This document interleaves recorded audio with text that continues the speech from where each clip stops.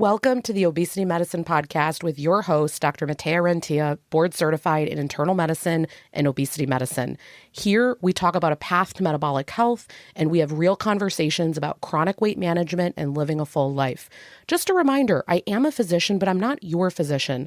So everything that's on this podcast is for informational purposes, but please go talk to your doctor about what's right for you. There is no medical advice being given on this podcast. Welcome back to another episode of the podcast. Today, we're in another one of those scenarios where I don't have my normal little microphone, but it's in the morning. It's actually Monday morning. It's right after my walk. And I wanted to share something that I heard yesterday. And I just thought, yeah, this is something we all need a reminding of. This is something that would be perfect for a Monday morning. Something to kind of think about through your week to kind of help you as you're working on things. So yesterday I was listening to a business coaching call. A lot of people were getting coached about, and by the way, you're going to see the same things that apply here in business, apply in health. It's really all the same things.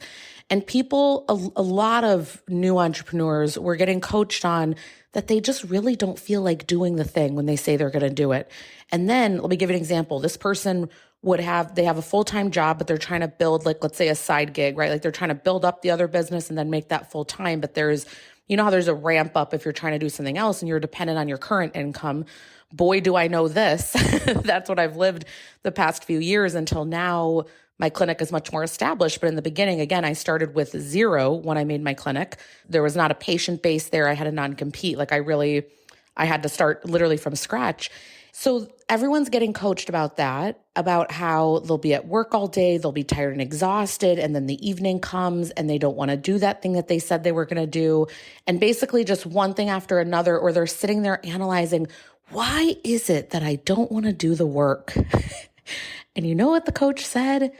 She said, listen, this is how it's going to be. It's hard. It's new. It's all the things. No one ever wants to do the things. And you're going to do it because you love your future self enough. So I want to kind of dig into that a little bit today. If you're not someone that's heard this concept before of your future self, I mean, it's very self-explanatory. It's descriptive, the words. But it's this concept of that you're going to do things today and there's a version of you in the future that's going to benefit. And this is something that I've always really loved, this concept that I'm doing this for more than just me at this moment. I've always thought that the people that get the best results are those that think, I'm doing this for me right now. I'm doing this for me in the future. I'm doing this for my family right now, my family in the future. The more causes that you can put toward why you're doing this, that's your why. It really grows roots as far as it being an identity-based action and you actually doing this thing in the future. And that is really future work. It's really identifying with, I'm doing these things now because that's who I want to be in the future. So you don't just pop out the other side being someone that's a little bit more fit. You don't pop out the other side being someone that just, quote unquote, effortlessly follows nutrition things. That does not happen. It requires breaking old habits. Breaking old habits, these really entrenched things, are actually very hard things to do because they're kind of happening on autopilot, almost unconsciously. You're not even aware these things are happening. For you to do these things, it is going to require an amount of overcoming yourself in the moment. And this call really made me think about this, that in business, I want to give you an example because I've now been in some capacity in an entrepreneurial role for about 4 years now. It's always not been hard for me to do all the things that were needed to be done. In fact, I identify a little bit as being an overworker, and that's something that I've had to actually tone down to have better boundaries and to have better limits. And it's been hard on me because I a little bit want to be a people pleaser. I want everyone to get exactly what they want. I love doing the work. I love being out there. I love teaching. Like all the things kind of unite to creating an overworking situation if I'm not careful. So for me, that's not been the challenge. But what I have noticed is when it comes to the health side of things, that requires a lot of effort on my part. It's gotten somewhat easier over time, but it's not that it's ever totally effortless for me. It is something where every day I consciously need to make the decision, I'm going to do this walk, I'm going to eat these things. And then I go through periods where I waver and I need to kind of get back my marbles together, if you would. And yes, the medications help and things like that, but nothing nothing entirely makes it easy for me. And so I have to constantly think about, who is it that I want to be? What do I want to become? And those things keep me going. We've talked a lot about how I don't want my body to hold me back. That one moment that I tell you that was so pivotal for me was literally not getting into the water in the middle of the lake, thinking I can't get back onto this pontoon boat. I'm not going to do that to myself. And thinking that is what spurred me really looking at, how can I physically make my body more capable? And so that requires, if we're being honest here for a moment, that requires that today, for example, this is a Monday morning. I've never recorded a podcast so early, but that yesterday hearing that call just really left an impression on me. It requires that I felt like doing nothing this morning, yet I still got my exercise clothes on.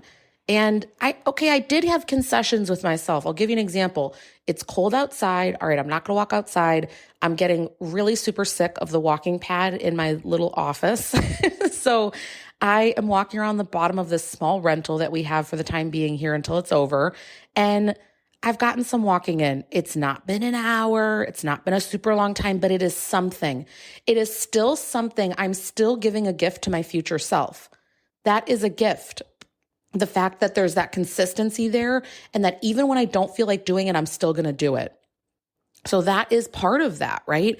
That if I want this future self to be able to be in a better spot physically, it is going to require an element from me of consistency and having a plan and sticking to it and actually becoming a new person, getting to the place where my body actually craves to do the movement. Like, it actually feels better to walk around and do those things than to just sit all day, right? We've talked about that in the past. This was over 5-6 years ago. I would literally just sit all day. Like, there was zero movement. And so looking at, what is it that you want to give to your future self? And what are you in this moment then going to follow through on and do? Even if it's not the most appealing thing, even if you don't love it, even if it's not super exciting. I want to give an example. Yesterday for lunch, I actually made these beautiful veggies, and I made tofu, and I had a high protein rice as the base of this bowl. And you know what, guys? It just didn't hit right. It just didn't hit. And what I realized is it was okay. So I didn't force myself. I tried to be fancy, and with the high protein rice, which is already high protein, I tried to make it with the bone broth as the base to up the protein. I'm just laughing because conceptually in your mind, you're like, oh, I'm getting more protein in this, whatever. Guess what? It made it, instead of it being great, it made it really mealy almost. It made it disgusting. And so, I had to let the rice be a lost cause. I just could focus on the tofu and the veggies, but it was okay that it wasn't perfect. I still had some, because I still knew what some of my goals were that day. Yes, I wanted the protein from the tofu, and that actually tasted good. I don't know if any of you are tofu fans out there. I don't know how many vegetarian listeners we have. I used to never eat tofu, and then I actually learned how to make it properly. So I'll make it with soy sauce. It depends how long you do it in the oven or an air fryer. And I've actually started to have a rotation in the things I have. I have learned, though, don't buy more than one block of extra firm. That's my stance. I used to say, oh, I'm really going to eat this, so I'm going to get 2. Nope. It's going to take me a long time to get through that, that one block. So I've learned over time. But anyway, so back to the plot is that you are often probably going to have to do things that you don't feel like doing. And I want you to look, this is called bright spots theory. My coach, Amanda Sabaker, came into a previous membership of mine and taught this. If you look at the areas where things happen effortlessly, I want you to write down, for example, the thoughts that you have about it. So I want to give you an example with business. Let's go through this exercise. You take an area of your life that is very intuitive to you, very easy. It's happening on autopilot. It actually energizes you. It's a talent of yours. So things that are easy, it usually means that you're talented at it. I'm going to take, for example, business, seeing patients, all those kind of things that don't feel like hard work to me that I absolutely love.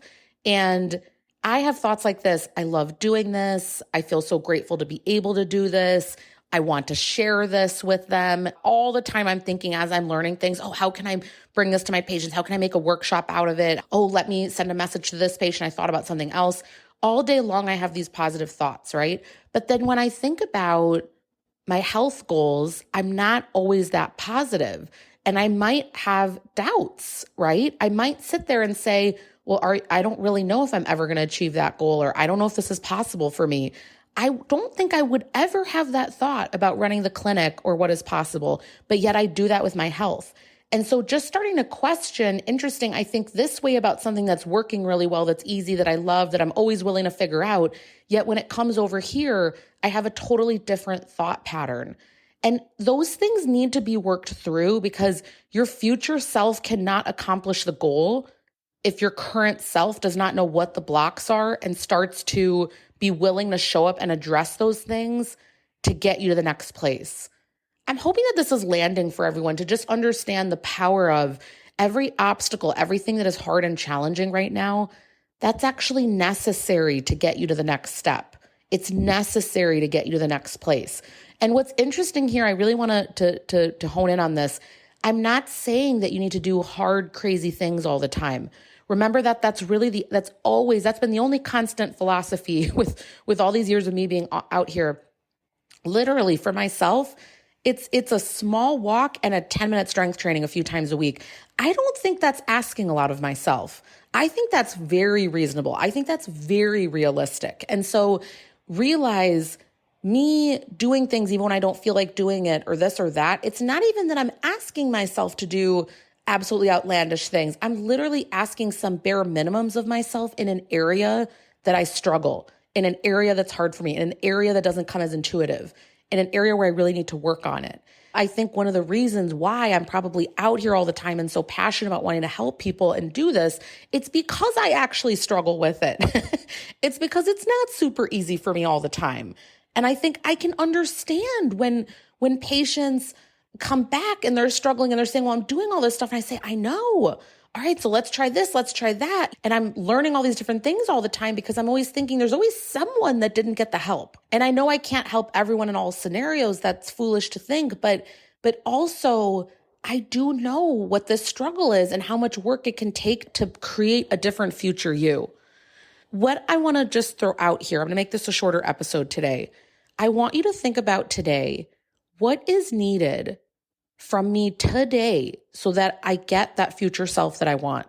What today am I going to have to do that I might not be so excited about, or I might not want to do?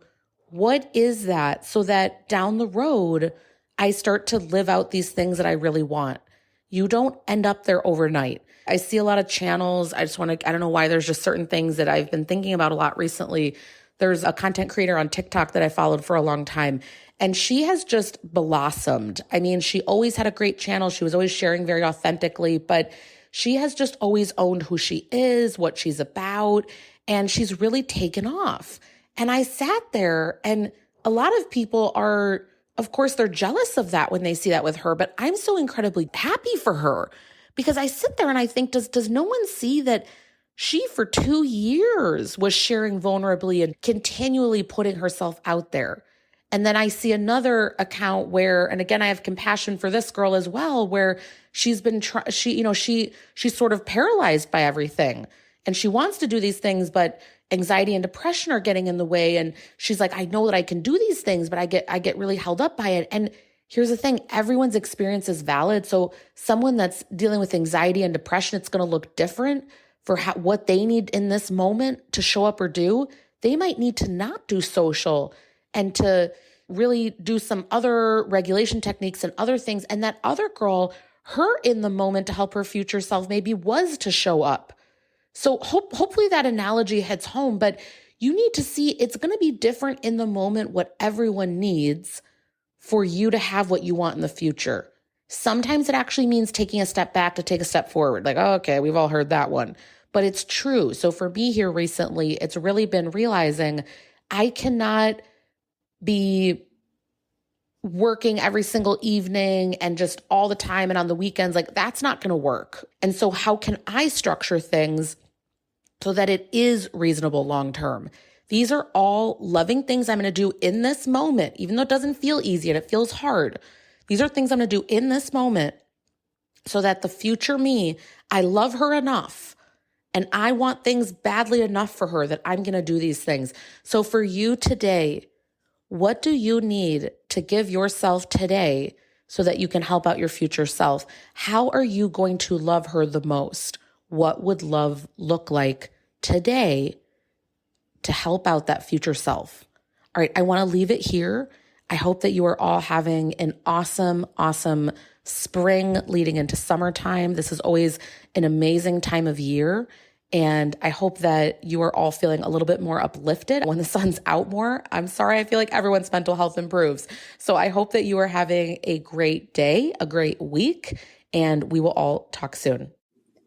That marks the end of today's episode. But if you're newer to the podcast, I want to tell you about something that we have, and it's a free podcast roadmap. So this is perfect for any of you that are listening where you want to be directed to very specific episodes. So let's say that you are just starting out and you want to know, what should I do right when I start on the medications? Or you're experiencing certain side effects on the GLP-1s, or you want to know what to do if you're in a plateau, or if emotional eating is taking over, or if hunger levels are high.